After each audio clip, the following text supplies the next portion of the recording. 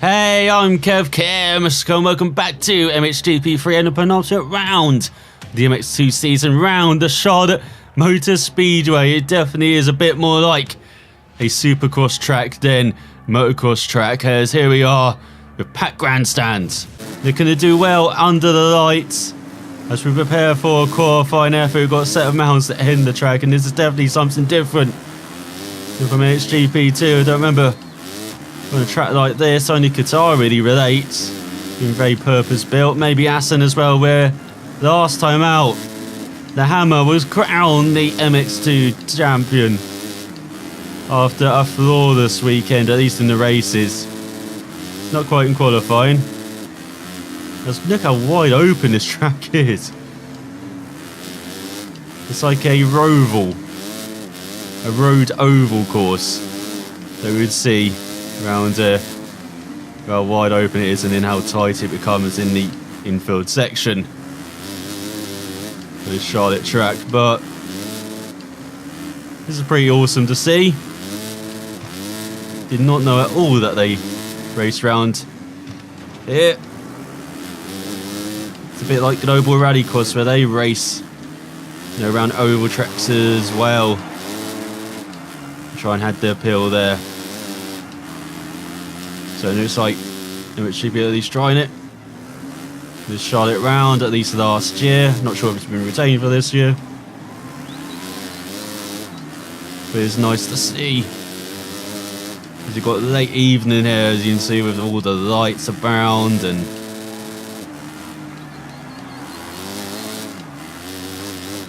it's pretty nice look in the sky.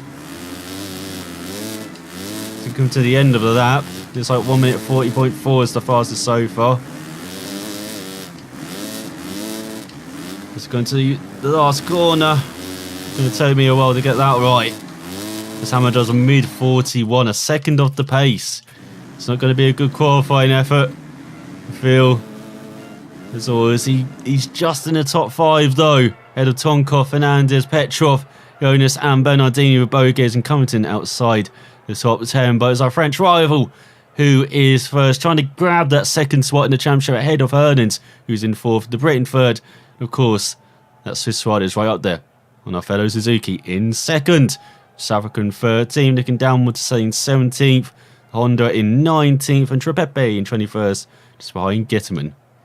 So, a decent enough qualifying effort, but can we grab another victory? Make it 3 in a row. As we prepare to get away for what looks like a crazy start. Look ahead, as no one's getting the TV time.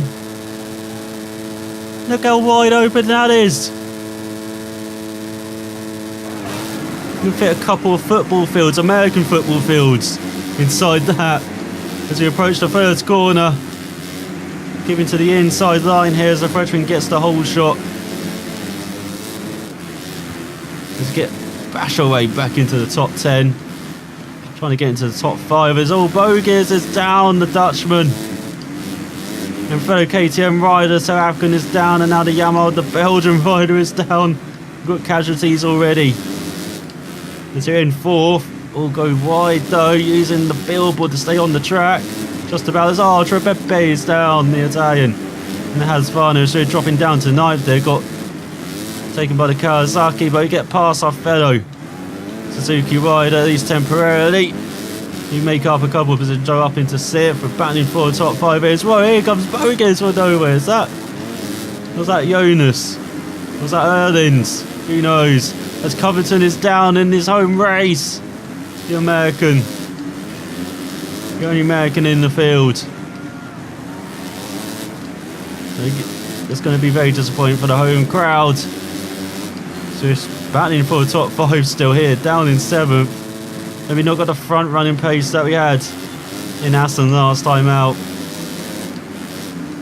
But we'll see. So you've got the Kawasaki Dano inside, but we've got a superb run out the corner. And swoop ahead, and then run wide. As the German is down on the Suzuki after a superb start once again, up into 13th. To go on to the 2nd lap of the race. That inside line works like a dream. So taking the outside groove there, you can see that massive rut in the middle of the corner. That is rut corner on this track. Look how wide open it is. Crazy. Now it does get tighter.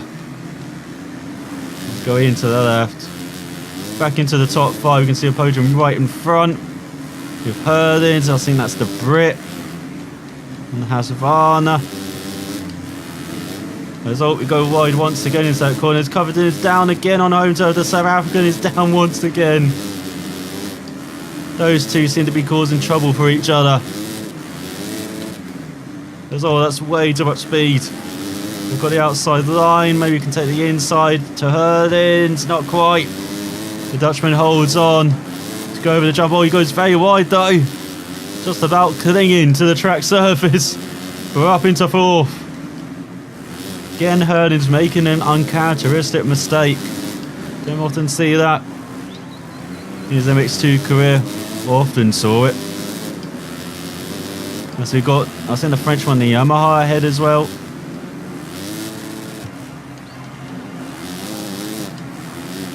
So there's one more rider. There might be another Yamaha, I'm guessing. It could be a KTM. We've seen Monticelli be superb the second half of the season, grabbing podiums, battling for top 5s. Could be him. This is your 141 as you go on to the third lap. Just about. Clinging on there. Using all of the billboards here around the track. And now it's so wide open. You just go flat out. Looks like the leader's trying to get away. Not counting speed at all through those hairpins. I don't think I'm doing very well there. Oh, again Covington is down. Being very consistent, the American is not Jonas as he's down in 8th. That's like a superb run there for the first time this race. Really gaining on 3rd. Even though we take too much speed again over that big jump. We've got decent momentum though. Good flow on this lap. Let's get it down the first gear. That is the Brit on the Husqvarna right in front. And look at that, we've got a top 2 battling for the win. Don't quite have their speed, but you never know over the final couple of laps, as you've seen in previous races this season. Can all change. So we'll get it in 3rd gear. Now, this is an intermediate surface track, so I don't necessarily expect there to be, you know, like Sandy said, digging the tyres on a couple of corners. Let's get into the 38s. There's okay, too much speed. That first corner, note that taking the inside line. Being liberal with the track limits there. Did not get the reset. Because I am really thinking that is a Yamaha 1-2 going on. So that's Tonkov in 2nd. With the bright yellow jersey. Normally is him. Looking to the outside of the Brit. No room there. As now it gets tighter. Oh, that's a better slide. Oh, not as good a run as the previous lap though. But superb run over the mounds. Once again, gained so much speed. Got to learn to let up into that corner. But I don't want to learn yet. Because you are catching 2nd though. And he's not too far away from 1st still. So we could have a 4-way tussle on this final lap. As Geddeman is down, the Belgian for 14th. Once again having some decent-ish pace in the midfield, but another incident for him. Just like he suffered a lot in Switzerland.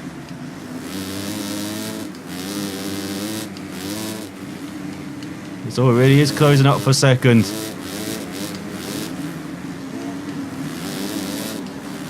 So that was not a good lap at all, but we go on to the final lap. In 4th, made that 3rd. make the move on the Brit, and then we run wide. Podium is still within our grasp here. To go through the oval section. The little jumps, that would be very interesting in NASCAR if they did that. We're down the inside of the Brit once again. We want to be on that inside corner, but you can see he's taking it. So you bash it down the inside. Oh, he's run wide though. And we do take it from the Brit. Another mistake on the final lap for him. And once again, we were taking positions from it. It was a winning Assen. So once again, I forget to let up. Hammer really does like to fly, if you haven't noticed. And that was for the winning Assen, but this time it's for the podium. And there is second right in front. It is a Yamaha. It probably is Tonkov. The Frenchman has made a run for it in the lead. So forget to use A for the rear brake there. On those tight hairpins. Probably should remember to do that. The tyre's not digging in as much as we would like in Assen, on this intermediate surface. But we're getting a good enough result though, with the podium, as yeah, the Frenchman wins. Across the line, in third. Getting another podium is the Hammer. As the Brit finishes in fourth, and it is Tonkov in second. A Yamaha 1-2. Good result for the Japanese manufacturer, with Herdins in fifth, Osland in sixth. Good result from the Swede. Fernandez seventh, Bernardini eighth, Bogues ninth, Petrov 10th. It's a Swider outside the top 10 in 11th. Jonas 12th, Munstay 14th, Honda 16th, Starring 15th, Gederman 17th after that fall, Trivet 20th, and last on home turf is Covington on that Husqvarna after multiple falls. So a decent result in the first race, but can we win the second and make it an overall? As you're revving our engine here in Charlotte, and we get away. And that is not a good start at all. It's dropping near the back once again, like in the first race, but we're clinging his inside line. He worked so well the first race, and it's working beautifully in the second. Look at this, we're challenging for a top 5, challenging for second with the Brit and Swiss wide, and the Brit's going for that inside line he wanted in that first race. He's done it to us. We're going down the inside into the next corners. Bernardini's down on the TM. As we have the KTM in front, and look at that, the Swiss rider, he's not giving up as we take the lead for the first time in Charlotte. Up slightly going over that jump, and that seemed to work better being middle of the road.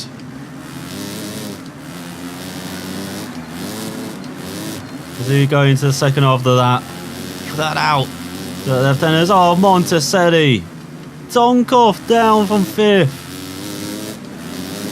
Dreadful for the Yamaha riders. Oh, the Belgium is down. Yamaha not having a good 10 seconds there. The Hammer retains the lead just from Erlins. The Dutchman wants to desperately grab a win in his battle for second in the championship with the Frenchman. So I can't quite get that right-hander right. Not sure whether to take that in second or third gear. And even with a wide line or narrow line, always going to be pushed wide there. And so with this intermediate surface, not digging in the tyres how I would like. The sunny surface, I probably could take that in third gear comfortably. To go on to the second lap in the lead. Look at those packed grandstands around. It is so strange seeing this track as an MXGP track, as I've seen it with NASCAR multiple times racing around us. Oh, the Hammer clips the inside border, goes wide as Covington crashes again from the top 10, and the Honda's crashed as well with the Frenchman. So we're back down it.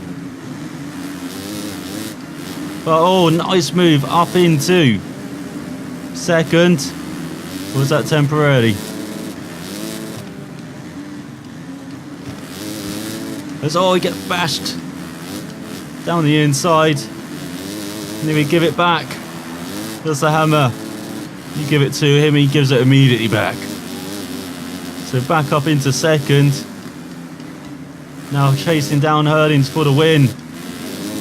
Could this be a battle once again like Assen had for the first half of the race? So here comes the Brit into second. Where did he come from? Whether it'll be for the whole race this time around and just half of it. And that time the hammer was successful as well. We got pushed wide once again. As Varner goes wide. So there's the hammer. Still not sure how to take that final corner. Definitely knows how to take that. Left-hander though, up into second. And the chase for Herlings is on. Probably needed higher gearing for this oval section. There's lots of flat-out sections here. As I said, it's a bit like an oval road course. The oval part and then the tighter infield section. As the Belgian is down on the Yamaha once again. Not having a good visit to America. He is. As maybe changing it up to fifth too early there. So you're gaining on Herlings.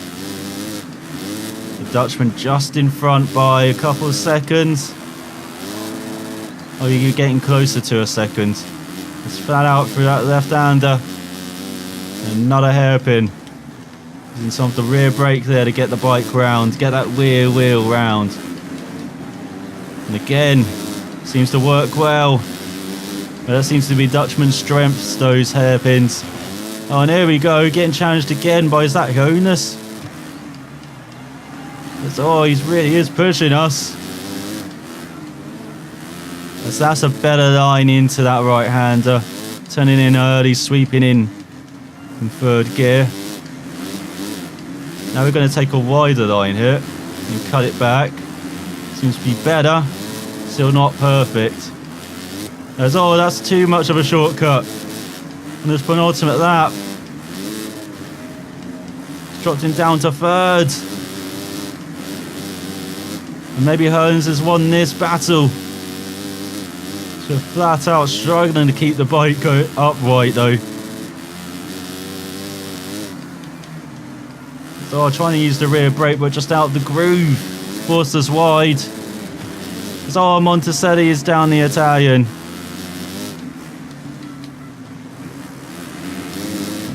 Down the inside of the Frenchman, but he's down the inside of us. The title rival wants to have one of the last battles of the season with us. Let's go into the right-hander. Oh, that was a bit cheeky. Now we're going up the hill. But out through the left. Using that right again on the middle of the corner to help steer the bike around. You can see Herlings has got a decent lead though. He's keeping it in second gear. Doesn't seem to lose out as much as I thought. So maybe don't need to change it down to first into those tight hairpins. So approaching the final lap of this race. Final lap in Charlotte. Pretty decent track. Just wish it was sandy. A bit like Assen. The riding style. But it's a great challenge. Go down the inside and take second as we go on to the final lap of the race. Keep it in third gear that time. Not getting the corner cutting. Taking the wide line like Herlings. It's going to be much better onto this flat out straight, oval part. It definitely is a 2-horse race on this final lap. Who will win it? Herlings or Hammer? Let's get it. Once again trying to use the rear brake around that left hand and just getting stuck in the rut. So put that slightly for that right hand kink. Herlings goes wide once again. Onto this run. Much better run for the Hammer. Can he nip down the inside of the Dutchman? And take the lead. He can. This final lap, halfway through it. Got a battle to the line. between Herlings, multiple MX2 champion, and the Hammer, the reigning now MX2 champion. Once again, the Dutchman making that move into these hairpins where he's a bit stronger. There's all Tonkov down the Russian on the Yamaha. This is wheel-to-wheel action. So in the final part of the lap now, a couple more hairpins, a couple more ruts and mounds. Negotiators, whoa, Herlings goes very wide. Into the right hander, the Hammer takes back the lead. Can he hold it though? One corner to go. Gonna go very slow. And he does. Taste of victory in the second race in Charlotte. Is that enough for the overall though? In the penultimate round of the season, as he wins by a second from Herlings. Bo Gears that was in third. Finally learnt his jersey. Cut it by the end of the season. Frenchman in fourth on the Yamaha. That has Varn on the Britain fifth. Head of Covington, a good race on home turf in sixth, making up for that first race. Only seventh, Petrov eighth, South Africa ninth. The Belgian in 10th on the Yamaha, just ahead of the Kawasaki of the Frenchman Fernandez. And the Swiss rider once again having a poor race down in 12th on that Suzuka, with Trepepe in last. And he does take it over by 2 points from the Frenchman on the Yamaha, and the KTM of Herlings. He's lost 5 points to the Frenchman. He's going to be about right to the end in the final round of the season, with the Brit in 4th, Boge's 5th, Petrov in 7th, Tonkov 6th, Fernandez 8th, Jonas 9th, and Osland in 10th. So overall in the championship, it's a 95-point lead, with Herlings in third, 21 points back, just under a race win, and then Boge's in a solid 4th, 29 points ahead of Honus. He's just 3 points ahead of the Brit. Then Tonkov in 7th, a bit lonely there, 27 points back of the Brit. And then Monticelli 8th, 19 points ahead of Covington. And then the Swiss rider in 10th, just 10 points ahead of Petrov, with Bernardini in 12th, Osland in 13th, and the Belgian in 14th, looking to grab that top place position. So a very good round of the season. Yeah, we didn't get our race objective, but we got the rider challenge. We lost that race objective by a couple of points. Let's look at that skills going into the 80s, the braking, thought management and control. Rain ability down in 56. Haven't seen rain for a long time. Have I jinxed it for the final round of the World MX2 Championship season? Find out next time. So, unfortunately, I'll see you then.